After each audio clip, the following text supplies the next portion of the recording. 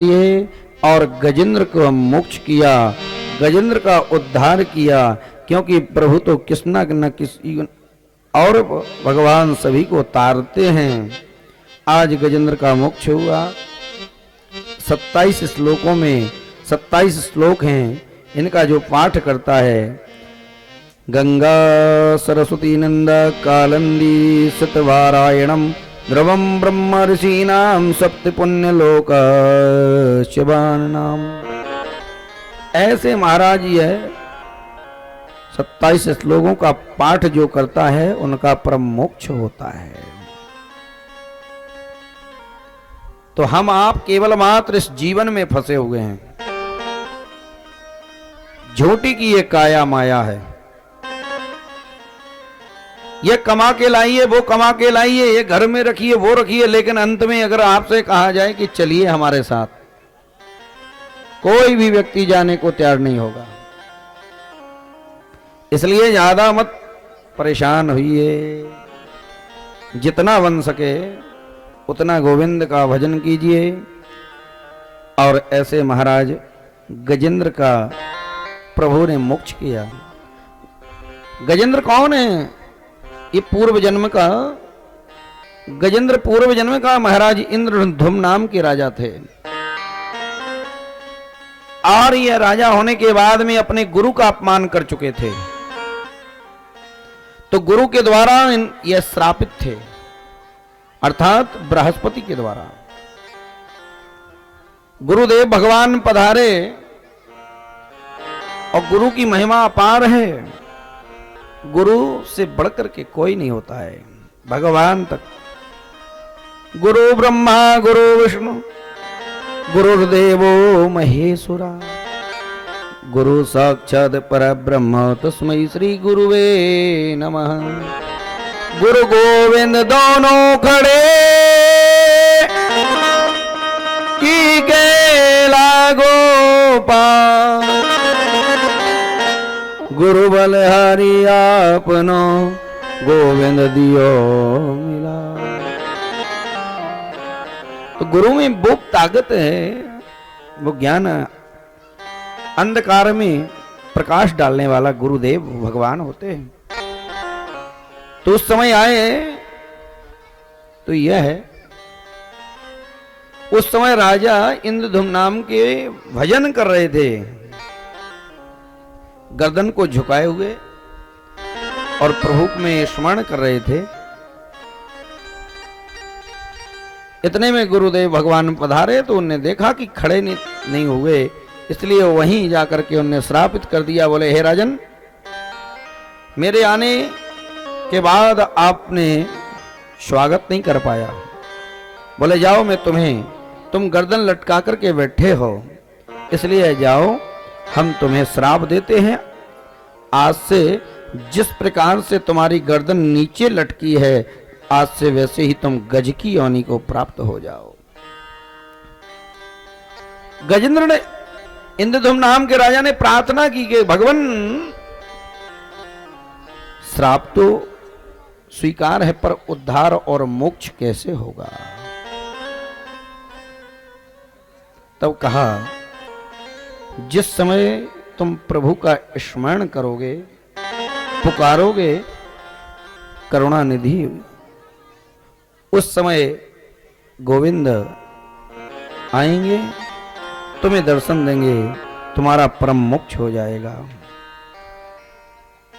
इस प्रकार से महाराज, यह मनुष्य केवल कमाता है, खाता है, दिन रात इसी में पड़ा हुआ है। इसलिए उतना ही कमाओ, उतना ही घर में रखो जितना हमारे को चाहिए। ज्यादा भी नहीं चाहिए, ज्यादा होगा तो हमें चोर का भी भय होगा। मैं भी भूखा ना रहूं, साधु भी भूखा ना जाए। काम चलते रहें, बस ठाकुर जी की कृपा से हमें ज्यादा परेशान होने की आवश्यकता ही नहीं है। लेकिन लोग यह सोचते हैं कि पूरा कुबेर का खजाना मेरे घर में कब आ जाए, और जोड़ते जोड़ते उसके प्राण निकल जाते हैं। वो जुड़ता भी नहीं, लक्ष्मी किसी की होती भी नहीं। क्यों? क्योंकि आप लक्ष्मी के लिए भजन करते हैं, लक्ष्मी जी के लिए भजन करते हैं, ना कि नारायण का नहीं करते हैं। अगर यदि आप नारायण का भजन करेंगे तो लक्ष्मी जी अपने आप घर में आएंगी। यहां सुखदेव स्वामी कहते हैं, हे राजन, इस प्रकार से गजेंद्र मोक्ष हुआ। बोलो बाल कृष्ण भगवान की, द्वारिकाधीश भगवान की।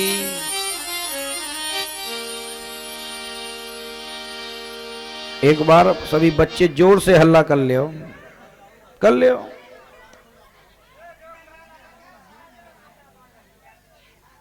आज जो हमारे जजमान बैठे हुए हैं आगे, आप पांचों जनों की ड्यूटी है कि कोई हल्ला ना करें, चारों तरफ और बीच में आप लोग संभाले रहें। कथा भी आप सुनिए और ये हल्ला भी शांत।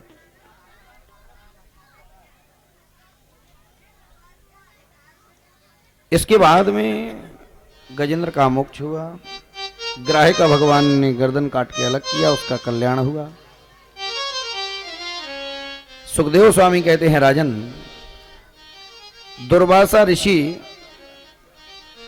का इंद्र को भी श्राप आदि और इसी बढ़ते हुए क्रम में वैश्वनमंत्र आदि कथाओं का वर्णन किया। भरद्वाज, कश्यप, ऋषि, गौतम, अत्रि, वशिष्ठ, विश्वामित्र, जमदग्नि, ये ऋषि कहावे सप्त। ये सप्त ऋषियां हैं। भरद्वाज हैं, कश्यप हैं, ऋषि गौतम, अत्रि, वशिष्ठ और विश्वामित्र और जमदग्नि, इन्हें सप्त ऋषि कहा गया है। महाराज, इसी प्रकार से यह सप्त ऋषि और इसी बढ़ते हुए क्रम में प्रभु अनेक लीलाएं करते हैं। ऐसे अगर दैत्य गुरु शुक्राचार्य जी हैं, देवताओं ने तपस्या किया रहेंगे तभी मिलेगा। राक्षस, असुर राक्षस दैत्य जितने भी हुए सभी तपस्या करते हैं, और जब तक ये तपस्या नहीं करेंगे तब तक उन्हें ताकत नहीं आएगी, फल नहीं मिलेगा। तो देखो, हिरण्यकश्यपु ने कितनी तपस्या की कि ब्रह्मदेव को आना भी पड़ा और अमृत का वरदान मांगा। अमृत तो नहीं किया, क्योंकि भगवान ब्रह्मा जी कहते मैं भी बदल जाता हूं तो हम तुम्हें क्या कर देंगे, और मांगो। तो कैसे मांग लिया था, ना अंदर, ना दिन में मरू, ना रात में मरू, ना अंदर मरू, ना बाहर मरू, ना अस्त्र से ना शस्त्र से। और प्रभु ने एक क्षण मात्र में उसका उद्धार कर दिया। भगवान आधे नर हुए, आधे सिंह हुए। प्रहलाद ने जब खंबे में स्मरण किया गोविंद का, उसी समय भगवान नरसिंह के ही रूप में प्रकट हो गए। बोलो नरसिंह भगवान की। और अपने भक्त को ऊपर प्रभु ने कृपा की। और कहते गोधूली का समय था उस समय, न दिन है न रात्रि है, सांझ है, मतलब गोधूली, जब गायें और जंगल से अपने घर की ओर आती हैं, वह समय है। न अस्त्र है न शस्त्र है, न पूरे नर हैं और न पूरे पशु हैं, आधे नर हैं आधे पशु। तो समझ लीजिए, भगवान के लिए गोविंद को करने मात्र को केवल मात्र एक पल, एक क्षण का काम है। देरी पर, न अंदर न बाहर, जो दरवाजा है उसकी देरी पर बैठ करके भगवान ने नाखूनों से और हिरण्यकशिपु का उद्धार किया। कितना टाइम लगेगा, केवल थोड़ा ही से टाइम में ही प्रभु एक पल मात्र में उद्धार कर देते हैं। और इस प्रकार से कन्हैया अनेक लीलाएं करता है। जब भी भगवान को पुकारो, प्रभु दौड़ते हुए वो चले आते हैं।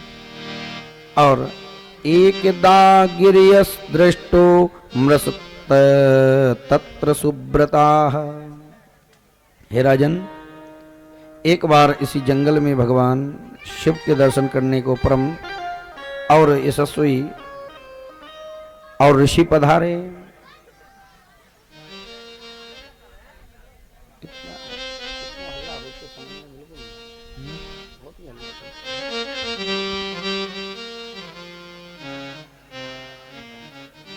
सुखदेव स्वामी कहते हैं, राजन,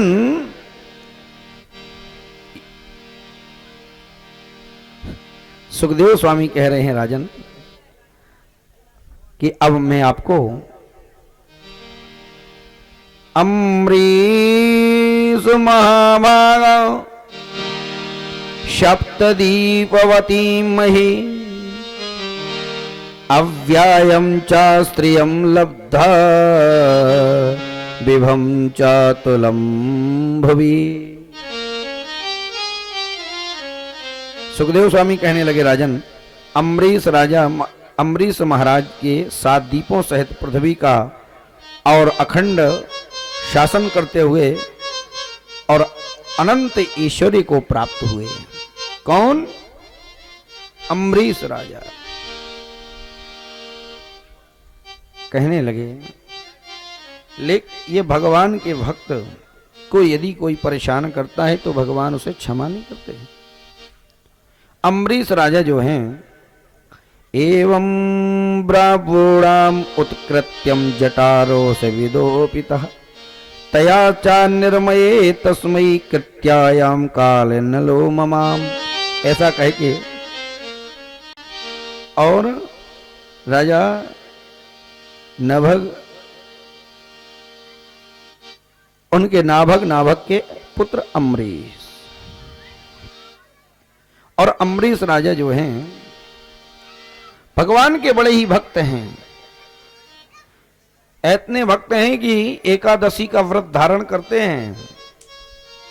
तो हम आपको भी अपने जीवन में शुद्ध और अपने लिए कम से कम 1 दिन का टाइम निकाल के व्रत रखना चाहिए। और वह व्रत कौन है? एकादशी का। वह व्रत से पहला तो यह है कि हमारा व्रत भी पूर्ण होता है। दूसरी बात यह है कि हमारे शरीर की शुद्धि हो जाती है। और जब शरीर की शुद्धि होगी, हमारा शरीर अच्छा होगा। तो एकादशी का व्रत सभी को करना चाहिए। वर्ष में 24 एकादशी होती हैं, जिनमें एक वर्ष में जेठ के महीने में शुक्ल पक्ष में निर्जला नाम की एकादशी, अर्थात भीमसेनक नाम की एकादशी है, जो बिना जल के व्रत धारण किया जाता है।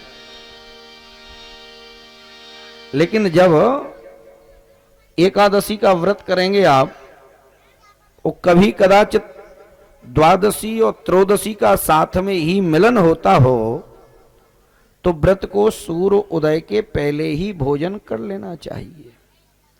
जैसे आज एकादशी है और कल द्वादशी भी है और त्रयोदशी भी लगना हो, तो सूर्य उदय के पहले भोजन कर लेना चाहिए।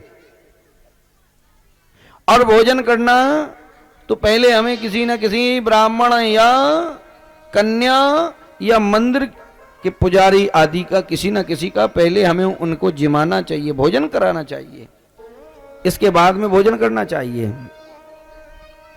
अम्बरीष राजा ने क्या किया? एक तो जेठ का महीना है, निर्जला एकादशी व्रत किए हैं और दुर्वासा ऋषि का महाराज निमंत्रण कर दिया। दुर्वासा ऋषि का निमंत्रण हुआ। दुर्वासा ऋषि जो हैं निमंत्रण को भी स्वीकार कर लेते हैं। लेकिन दुर्वासा कैसे हैं? क्षणे रुष्टा क्षणे तुष्टा रुष्टा तुष्टा तू क्षणे क्षणे। एक क्षण में प्रसन्न होना और एक क्षण में, एक पल में नाराज भी हो जाना।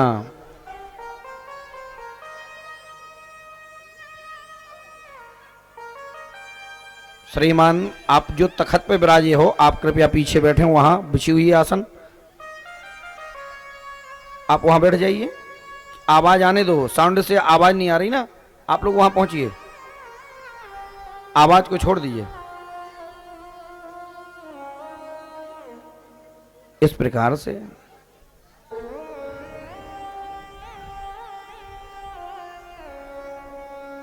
जो अम्बरीश राजन हैं, अम्बरीश राजा ने व्रत किया। व्रत करने के बाद में दुर्वासा का निमंत्रण किया। दुर्वासा का निमंत्रण होने के बाद सुबह हुआ, प्रातः का महाराज दुर्वासा ऋषि को बुलाने के लिए गए। दुर्वासा ऋषि क्रोध में आ गए। सुन सुरेश रघुनाथ सुबाहु, निज अपराध ऋषासिन काहू। दुर्वासा ऋषि को बुलाने गए कि महाराज व्रत को पूर्ण कर लीजिए, भोजन कर लीजिए, सूर्योदय होने वाला है। दुर्वासा ऋषि क्रोध में हो गए, बोले अरे राजन, तुम अपने आप में तू राजा है, चलो मैं आ रहा हूं। सूर्य का उदय होने लगा, लेकिन वह भोजन नहीं कर रहे हैं, लाल किरणें दिखने लगी। राजा उस समय क्या सोचने लगे कि यदि मैं भोजन कर लूंगा तो ब्राह्मण भूखा और बड़ा दोष लगेगा, रह जाएगा, और यदि ब्राह्मण का निमंत्रण किया और ब्राह्मण को पहले हम खा लेंगे तो नरक में जाएंगे, क्योंकि जिसका निमंत्रण किया पहले उसे खिलाओ। लेकिन कहीं कहीं तो ऐसा है कि पहले अपना काम बनता, हाँ, कब आरती हो जाए, कब क्या हो जाए, कब सीताराम राधे श्याम हो जाए। नहीं, जिसका निमंत्रण किया पहले उसे भोजन कराओ, इसके बाद में स्वयं करो। लेकिन सूर्य नारायण की किरणें दिखने लगी। दुर्वासा ऋषि जो हैं घबराने लगे और महाराज अम्बरीश घबराने लगे। दुर्वासा का आगमन नहीं हुआ, इसलिए महाराज उस समय क्या किया कि अम्बरीश राजा ने प्रभु को स्नान कराए, उनके चरणों को धोकर के चरणामृत पीने लगे। अकाल मृत्यु हरणम सर्वव्याधि विनाशनम विष्णु पादोदकम पीत्वा पुनर्जन्मो न विद्यते। महाराज उनका चरणामृत अकाल मृत्यु का हरण करने वाले, सर्व व्याधियों का विनाश करने वाले, अकाल मृत्यु भी आ जाए, अकाल मृत्यु हरणम सर्वव्याधि विनाशनम विष्णुपादोदकम पीत्वा। भगवान के चरणों का जो चरणामृत पान करता है उसका कल्याण होता है।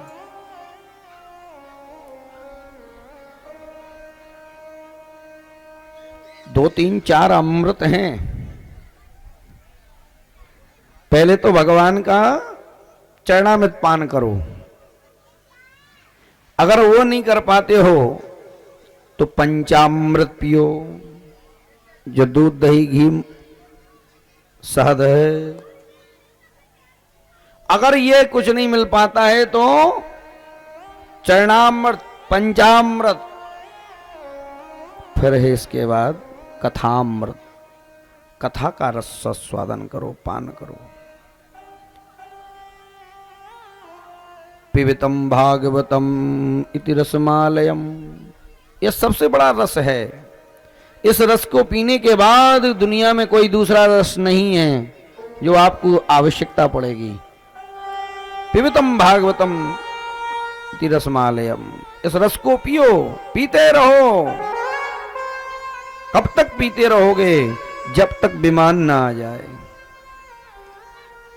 परीक्षित जी ने एक बार कथा सुनी, धुंधकारी ने एक बार कथा सुनी। आप तो कहते हैं 20 भागवत सुन चुके, लेकिन उनने एक बार कथा सुनी तो विमान आ गया। आप 20 बार सुन चुके हैं, कह चुके हैं, एक बार भी विमान नहीं आया। क्योंकि आपने वो मन, वाणी, बुद्धि साधना भक्ति युक्ति साधना की। इसलिए कथामृत को पान करो। अगर जहां कथामृत होता है वहां हल्ला मत करो, वहां भगवान की कथा को सुनो। मंदिर में जाओ तो चरणामृत पान करो। प्रभु के दर्शन करने के बाद में गोविंद के चरणों का जल पियो। इसके बाद गीतामृत, कोई ना कोई अमृत है उसमें, ऐसे कथामृत को पान करना। यहां जैसे ही चरणामृत पिया वैसे ही दुर्वासा ऋषि प्रकट हुए, कहने लगे राजन ब्राह्मण भूखा बैठा है और तूने भोजन कर लिए। बोले नहीं नहीं भगवान, मैंने केवल मात्र भगवान का चरणामृत पिया है। बोले नहीं, मैं तुम्हें श्राप दे रहा हूं कि तुम राक्षस।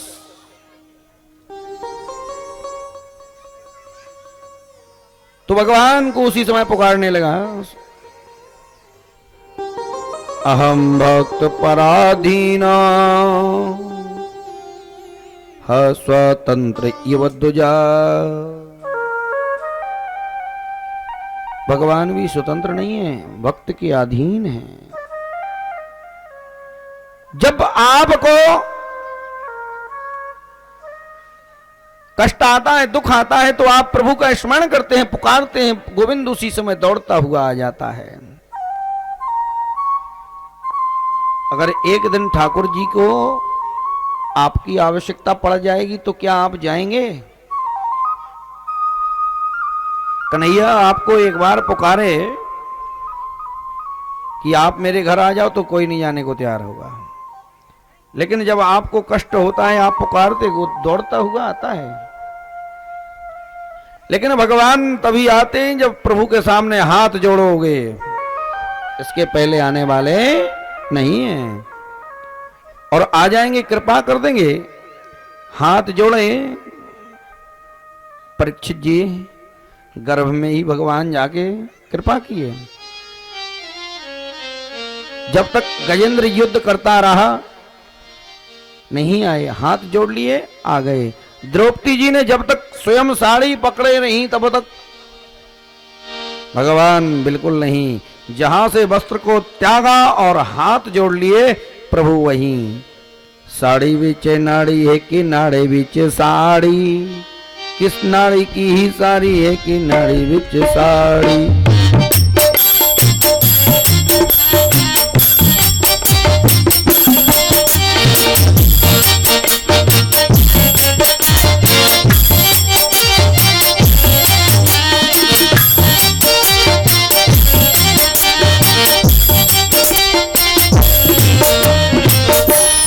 भगवान ने जब दुशासन साड़ी को खींच रहा है तो इतना चीर बढ़ गया, साड़ी बढ़ा दी कि पता ही नहीं लगा, थक गया। तो समझ लीजिए कि प्रभु गोविंद के सामने हाथ जोड़ो, प्रभु आते हैं और साधु नष्ट कर देंगे। अंकुरित अहंकार को नहीं करना चाहिए। गर्भाधारी भगवान जो हैं, आज दुर्वासा ऋषि के अहंकार को समाप्त करते हैं। चक्र सुदर्शन महाराज को आदेश दिए, बोले दुर्वासा की गर्दन काट के अलग कर दो, अर्थात उनके अभिमान को नष्ट कर दो। ब्रह्मलोक गए, शिवलोक गए और विष्णु लोक गए तो वो भी नहीं बचा पाए। बोले तुमको जिस भक्त ने, आपने जिस भक्त को परेशान किया है, यदि वह तुम्हें क्षमा करेगा तो मैं तुम्हें क्षमा कर दूंगा। आज दुर्वासा जैसे ऋषि को जाके अम्बरीश के सामने क्षमा मांगनी पड़ी। अम्बरीश तो ऐसे हैं, कहते हैं हे मैं क्षत्रिय हूं, आप ब्राह्मण हैं, और यदि ब्राह्मण क्षत्रिय के सामने हाथ जोड़े तो ये शोभनीय बात नहीं है। इसलिए आपने क्या किया, मुझे उससे कोई वो भय नहीं, मुझे क्षमा मांगनी चाहिए। अम्बरीश राजा ने क्षमा की भी किया और इसके बाद में दुर्वासा आदि ने भोजन प्रसाद ग्रहण किया। एकादशी का व्रत 10वीं तिथि से रात्रि से प्रारंभ होता है, द्वादशी तक चलता है। इसमें तांडुल आदि चावल का भोग नहीं करना चाहिए, चावल नहीं खाना चाहिए। अगर आप व्रत भी नहीं रहते हैं तो आप किसी को मना करो कि चावल मत बनाओ, चावल मत खाओ, यही व्रत हो जाए ऐसे। और भगवान ने दुर्वासा ऋषि का अहंकार दूर किया। इसी बढ़ते हुए क्रम में यमुनांत जले मग्न तप्त मान परतपः निर्वृत्ति मीन राजस्य वीक्षम मैथुनम धिमणा। ऐसे ही महाराज सौरभ ही एक बार सौभरी ऋषि स्नान आदि पश्चात तपस्या कर रहे थे। तभी उसी समय जल में एक मत्स्य दंपत्ति का विहार करते हुए देखा। बस विवाह करने की चिंता में लग गए। इसी प्रकार से बहुत हल्ला करते हैं भाई, लगा बोलिए श्री राधे। श्री राधे।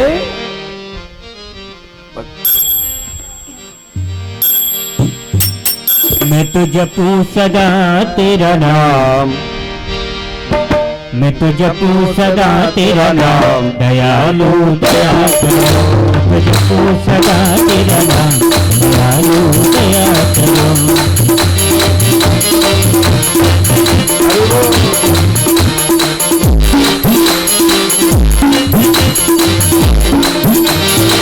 दया करो प्रभु दया करो, दया करो प्रभु दया करो, दया करो प्रभु दया करो।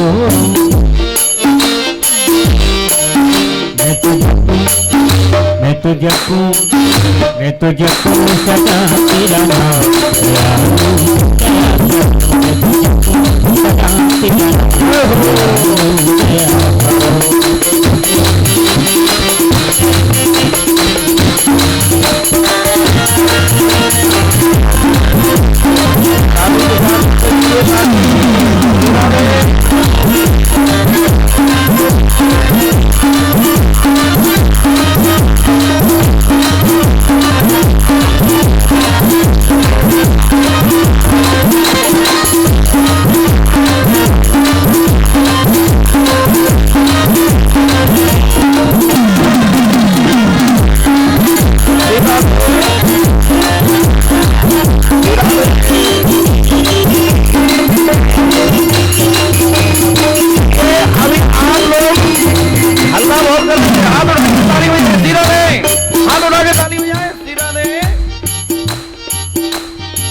द्वार खड़े हैं भक्त तुम्हारे, द्वार खड़े हैं भक्त तुम्हारे, द्वार खड़े हैं भक्त तुम्हारे। अपनी दया के खोलो द्वारे, अपनी दया के खोलो द्वारे, अपनी दया के खोलो द्वारे, अपनी दया के खोलो द्वारे, अपनी दया के खोलो द्वारे। अपनी दया के खोलो द्वारे। और पूरन हो सब काम, दयालु दया करो। मेरे पूरन हो सब काम, दयालु दया करो। मैं जपूं सदा तेरा नाम, दयालु दया करो। हरि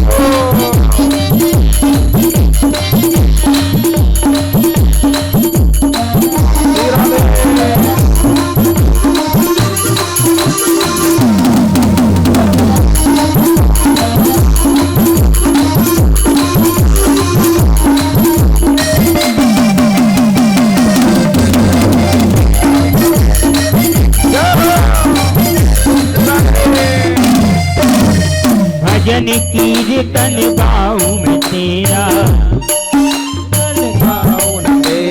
भजन कीर्तन गाऊं मैं तेरा, भजन कीर्तन गाऊं तेरा, नित्य उठ नाम ध्याऊं मैं तेरा, नित्य उठ नाम ध्याऊं तेरा, नित्य उठ नाम ध्याऊं मैं तेरा, नित्य उठ नाम ध्याऊं तेरा। मुझे दास बना लो भर श्याम दयालु दया करो। मुझे दास बना लो भर दया करो प्रभु दया करो। दया करो प्रभु दया करो। दया करो प्रभु दया करो। दया करो प्रभु दया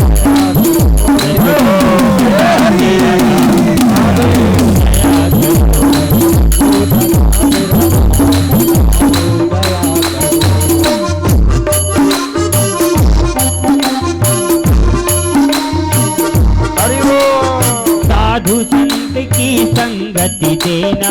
साधु संत की संगति देना। साधु संत की संगति देना। नाम अपने की रंगत देना। अपने की रंगत देना। नाम अपने की रंगत देना। नाम अपने की रंगत देना। तू सदा तेरा नाम दयालु दया करो।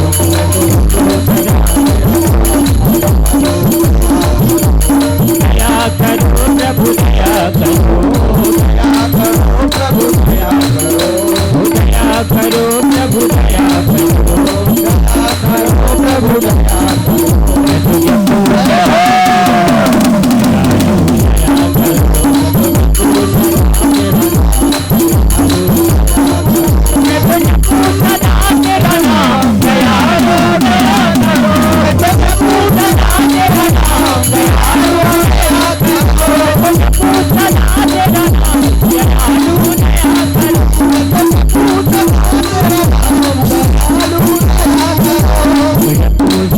तेरा नाम दयालु दया करो। दयालु दया करो। दयालु दया करो। दयालु दया करो। लाल भगवान की जय।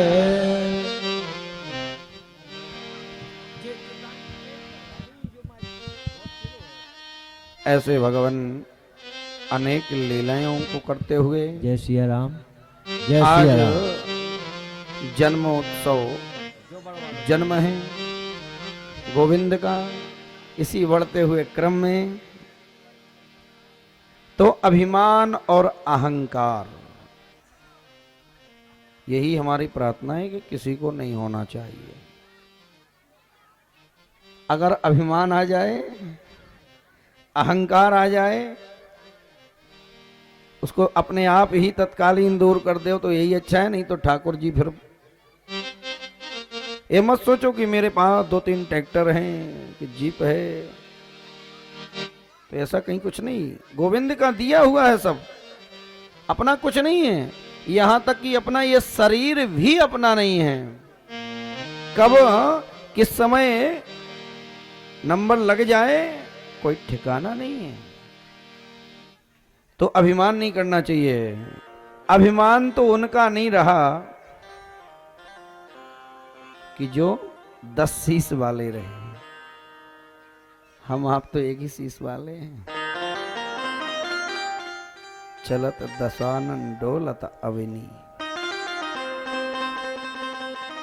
इसीलिए कहा है रामचरितमानस में भी, अभिमान मत करो। श्री राधे। और साथ में कुछ लोग ऐसे होते हैं कि जिनसे कभी दुश्मनी नहीं करना चाहिए। अभिमान नहीं करो और दुश्मनी भी मत ना करो। 9 लोग हैं ऐसे, इन 9 लोगों से कभी भी दुश्मनी नहीं करना चाहिए। नहीं तो कहीं ना कहीं आप खतरे में पहुंच जाएंगे। ध्यान से सुनना। 9 लोग, 9 व्यक्तियों से कभी भी दुश्मनी मत करो। इनसे तो हाथ जोड़े रहो, इसी में कल्याण है। ये कौन है? शास्त्री मरा मरमी प्रभ सट धनी शास्त्रे मरमी प्रभु सट धनी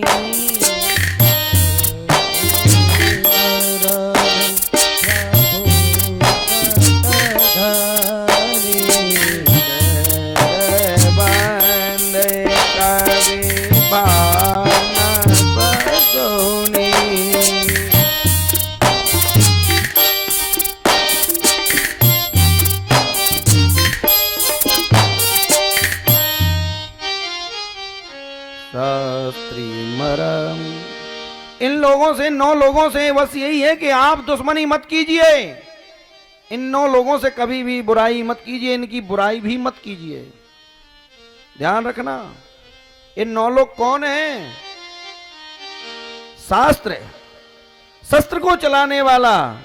अगर आपके सामने कोई बंदूक लिए हुए खड़ा है और आप उससे अकड़ के बात करेंगे तो वहीं घोड़ा वो दबा देगा। इसलिए शस्त्रधारी से विनम्रता से बात करो, नम्रता से बात करो। पहला, मर्मी, आपका मर्म को जानने वाला, उससे दुश्मनी मत करो, उसकी निंदा मत करो, क्योंकि वह आपकी पूरी शक्ति को पहचान जाता है। शास्त्री मरमी, मर्म को जानने वाला, आपके मर्म को जानने वाला, अर्थात लंकापति रावण के मर्म को जानने वाला कौन? विभीषण। और विभीषण से दुश्मनी रावण ने की। समझ लीजिए, जहां वृद्धों का, बूढ़े लोगों का सम्मान होता है वहां उसकी विजय होती है, और जहां बूढ़े लोगों का, वयोवृद्ध लोगों का अपमान होता है वहां उनका विनाश होता है। अयोध्यापुरी में महाराज सुमंत जी का आप सम्मान करते हैं प्रभु, और रावण माल्यावंत अपने नाना का ही अपमान करता है। इसलिए विभीषण, जब विभीषण को लात घाली तभी समझ लो उनका विनाश हो गया था। पूरे सारे मर्म को बता दिए भगवान को, तो इसलिए विजय भगवान श्री की हो गई। नंबर 2, शास्त्री मरमी, प्रभु, प्रभु मतलब स्वामी। तीसरे नंबर पर स्वामी आता है। अपने स्वामी अर्थात अपने राजा, राजा से कभी दुश्मनी नहीं की जाती है। गांव का राजा हो, क्षेत्र का राजा हो, चाहे सरपंच हो, चाहे विधायक हो, चाहे एमपी हो, कोई भी हो, राजा से कभी दुश्मनी नहीं की जाती है। नहीं तो वो राजा है, आपको कब उठा ले जाएगा आपको पता भी नहीं लगेगा। शास्त्री मरमी प्रभु सठ धनी, इन 3 से हो जाए, लेकिन भगवान इनसे ना पाला पड़ जाए। वह कौन है? 60। मूर्ख व्यक्ति से कभी दुश्मनी मत करो। अगर मूर्ख बहस करने लगे तो हाथ जोड़ लो, उसी में अच्छा है, क्योंकि 60 व्यक्ति है, मूर्ख है, मूढ़ है। इस मूर्ख व्यक्तियों से बहस करना नहीं चाहिए। 4 हो गया। धनी, धनवान व्यक्ति के साथ निंदा मत करो, धनवान व्यक्ति की निंदा मत करो, धनवान के साथ आप दुश्मनी मत करो। ऐसे महाराज ये धनवान नहीं तो आपको कब उठा ले जाए, आपको कब खरीद ले, आपका कोई केस अदालत में चलता हो, कहीं भी चलता हो, कब खरीद ले आपको पता ही नहीं लगेगा। इसलिए भले आदमियों के साथ दुश्मनी नहीं रखना चाहिए। मिल जाए आराम से राम राम करो, जय हरि का। इसीलिए कहा है तब मारीच हृदय अनुमान नवै विरोध नहीं कल्याण। तब मारीच हृदय अनुमान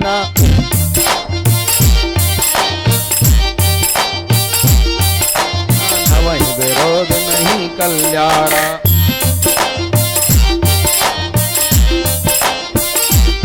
तो ऐसे महाराज 9 लोगों को मारीच ने हृदय में विचार कर लिया कि इन 9 व्यक्तियों से नहीं, और अब तो हम जा ही रहे तो हमारा तो होना ही है भला, इसलिए इन 9 व्यक्तियों से दूर रहो भाई। माया ने मायापति को माया को पकड़ा दिया है। आज ऐसे धनी शास्त्री मरमी प्रभु सट धनी 5 और बोले वेद डॉक्टर से कभी बुराई मत करो। ये मत सोचो कि हम अस्पताल में गए, कुछ थोड़ी सी बात हो गई तो मैंने कांच फोड़ दिए, वहां के शीशे फोड़ दिए, डॉक्टर को गाली दे दी। ये मत सोचो, क्योंकि आपने डॉक्टर के साथ क्या व्यवहार किया वो जान रहा है। एक आध दिन उसका मौका पड़ेगा तो आपको ऐसी गोली दे देगा, ऐसी इंजेक्शन लगा देगा कि राइट आप हो जाएंगे। इसी प्रकार से वैद है, बंदी, सेक्रेटरी, जो लेखा जोखा, बोले गरीबी रेखा की कुटी नहीं हुई, गरीबी रेखा का परमट नहीं बनाया, क्या नहीं हुआ। जो अपने घर का सेक्रेटरी होता है उससे दुश्मनी मत करो, क्योंकि वो आपका रिकॉर्ड पूरा जान रहा है। इसके बाद में कवि अर्थात पंडित गुरु, इनसे कभी बुराई मत रखो, इनकी बुराई मत करो, इनसे दुश्मनी मत करो, क्योंकि इनके पास माइप रखा है। अगर आप जरा सी बुराई किए तो ना जाने इस माइप से कितनी आपकी बाबा हो जाए कि आप भी नहीं समझ पाएंगे। इसलिए अपने कवि की, अपने पंडित की, अपने गुरु की इनकी निंदा मत करो। अगर अवगुण देखना है तो आप अपने में अवगुण देखो, इनके गुणों की चेष्टा रखो, अपने अवगुणों को त्यागो और दूसरों के गुणों को ग्रहण करो। और भैया सबसे हो जाए, थोड़ी थोड़ी इनसे हो भी जाएगी तो चल जाएगा, लेकिन इस व्यक्ति से बिल्कुल कभी मत करो दुश्मनी। जो लास्ट वाला व्यक्ति है इनसे तो दुश्मनी कभी करना ही नहीं चाहिए। बोले कौन? भानस गुनी, भानस गुनी, भोजन को बनाने वाला रसोइया, जो भोजन बना रहा है उसकी निंदा मत करो, उससे विरोध मत रखो, उससे ईर्ष्या मत करो, उससे अच्छे से बात करो। अगर आपने इनसे दुर्व्यवहार किया, गलत बोले, आपने उनकी सुरक्षा नहीं की, सम्मान नहीं दिया, तो वो कौन है? रसोइया है। अर्थात आपको कब बाहर कर देगा कोई पता नहीं लगेगा, किस क्षण। रसोइया मतलब भोजन को बनाने वाला। और भोजन घर में कौन बनाता है? माताएं बनाती हैं। माताओं से बैर मत करो।